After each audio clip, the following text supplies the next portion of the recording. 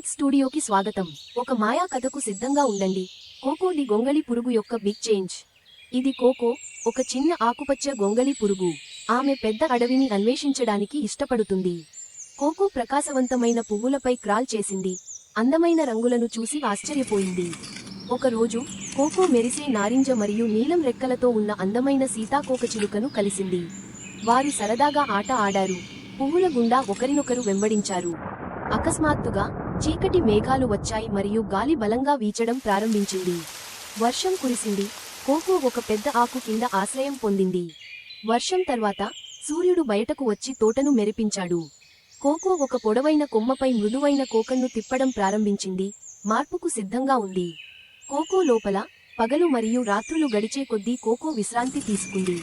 మరియు ఒక ప్రకాశవంతమైన సీతాకోకచిలుక బయటకు వచ్చింది. కోకో తన కొత్త రంగురంగుల రెక్కలతో పువ్వులపైన ఎగిరింది. ఆమె తన స్నేహితుల పక్కనే దిగింది. వారు ఆమెను నవ్వుతూ ఉత్సాహపరిచారు. సహనం తనను అందంగా ఎదగడానికి సహాయపడిందని కోకోకు తెలుసు. ఆమె నవ్వుతూ, మార్పు ఒక అందమైన సాహసం అని చెప్పింది. మరిన్ని ఆహ్లాదకరమైన మరియు మాయా కథల కోసం కిడ్స్ స్టూడియోకి సబ్స్క్రైబ్ చేసుకోవడం మర్చిపోవద్దు.